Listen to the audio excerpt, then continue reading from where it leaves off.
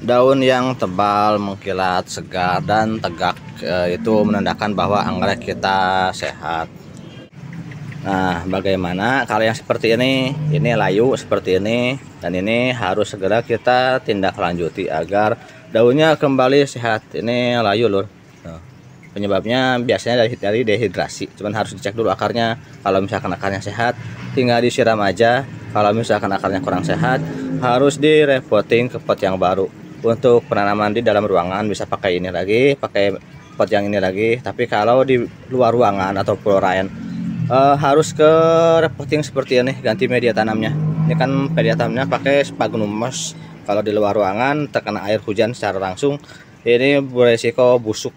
Jadi diganti dulu ke media tanam yang lebih pas untuk di luar ruangan. Kita akan repotting ke pot yang ini nih. Nah, ini udah potnya saya siapkan. Kita repotting dulu. Habis direpotting baru kita proses agar daunnya kembali tegak, juga sehat dan mengkilat. Untuk anggrek dalam kondisi seperti ini jangan dulu diberi pupuk, karena kalau diberi pupuk ini akan stres parah. Kalau bisa diberi vitamin B1 aja, dan saya menggunakan vitamin B1 alami, yaitu pakai ini air cucian beras.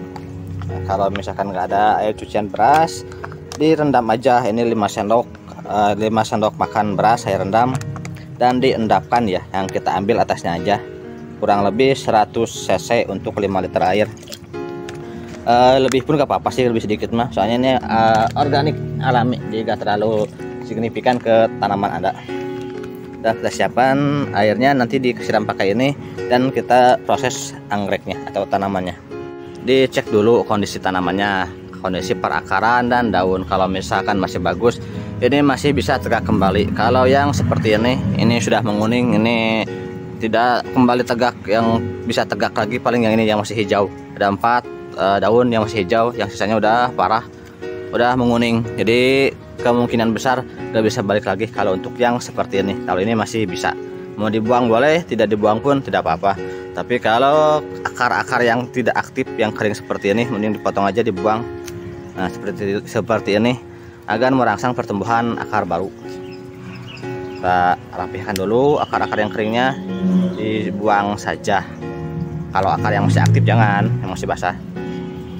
Nah, seperti ini loh, yang kering nggak aktif. Nah, ini nih, buang aja. Media tanam dan perakaran yang mati sudah saya buang, saya sisakan sedikit untuk media tanamnya. Dan daun yang ini kita buang aja, karena ini udah kuning, udah payah. Nah, ini lor, udah payah nih, udah kuning. Ini susah kalau masih begitu yang seperti ini gak akan balik lagi. Tuh, udah pada kuning. Tidak dibuang pun gak apa-apa. Kalau misalkan gak dibuang gak apa-apa. Tapi kalau mau dibuang juga gak masalah yang seperti ini, karena tidak balik lagi. Nah, sisakan ini juga ragu nih. Ini udah sebagian kuning dan sebagian hijau, tapi kita coba sisakan aja dulu. Loh, payah. Nah, hoi. Lalu kita tanam di sini. Siapkan media tanamnya dulu. Media tanamnya saya pakai ini koko chip atau sabut kelapa yang sudah dipotong-potong berbentuk dadu.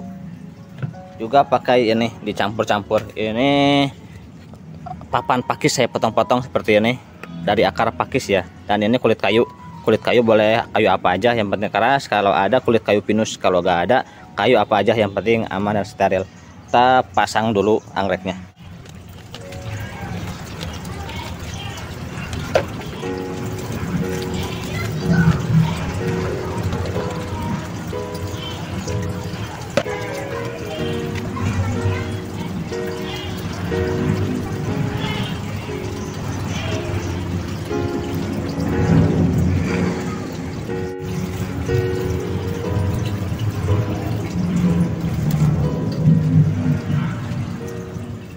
Kita bersihkan dulu bagian daunnya dengan ini air beras yang tadi sudah kita siapkan.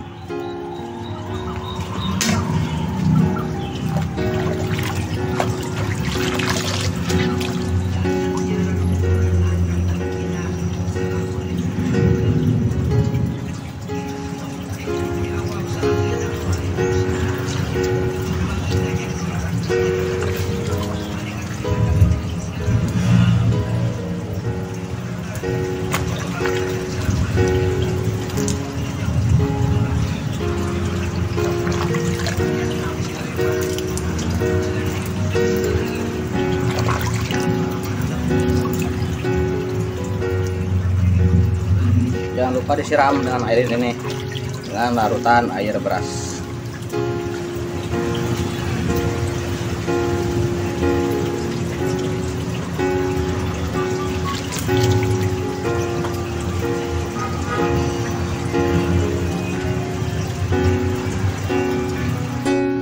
Didiamkan dulu sekitar 1-2 menit sampai airnya atau air berasnya meresap sempurna ke dalam media tanam dan area perakaran. Dengan cara seperti ini daun akan cepat pulih dan kembali segar.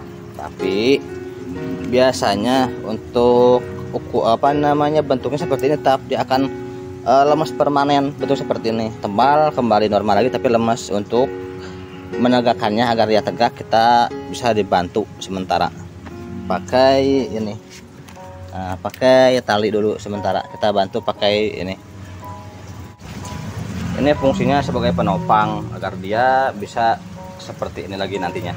Kalau gak dibantu nantinya dia begini terus lur, dia tebal lagi, segar lagi, cuman posisinya begini daunnya gak tegak. Kalau mau tegak ya seperti ini, cuman gak usah terlalu lama. Ini hanya untuk sementara waktu aja, membantu agar daunnya kembali tegak.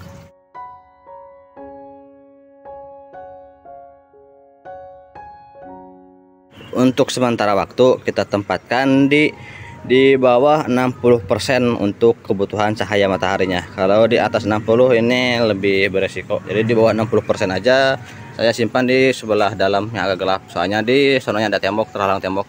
Kalau sebelah sini terlalu terang, kasihan. Sebelah sana aja dah, sebelah dalam. Jika terlalu lemas bisa kita bantu atau kita tambahkan tali seperti ini untuk menopang posisi daun.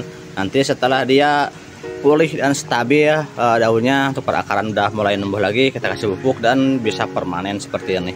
Kalau udah stabil tinggal dilepas aja semua, nanti dia tegak seperti ini, permanen. Yang penting jangan dehidrasi lagi. Kalau dehidrasi lagi ya begini lagi, kalau telat nyiram atau yang lainnya, terlalu banyak sinar matahari juga sama seperti ini. Nanti kita lihat lagi perkembangannya. Ini seminggu pertama dan kita sudah bisa membuka ikatannya. Kita buka dulu di pengikatnya nih. Tadi pengikatnya dibuka aja. Ini udah aman, udah tegak. Mantap.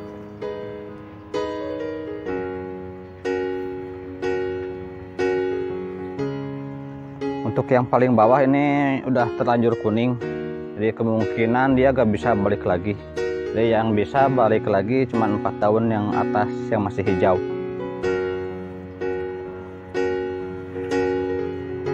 Nah ini daun bagian bawahnya udah stabil, udah kembali segar. Tinggal bagian atasnya memang belum. Ini membutuhkan proses, masih perlu proses. Kalau posisi udah kembali tegak untuk yang hijau 4 daun paling atas. Untuk yang ini udah terlanjur kuning, ini susah kembalinya, soalnya udah seperti ini. Tuh, udah kuning, payah. Kemungkinan dia tetap begini. Kalaupun balik lagi gak bakal tegak kalau yang ini. Nanti dipotong aja, dibuang. Nah, silakan yang 4 daun yang ini.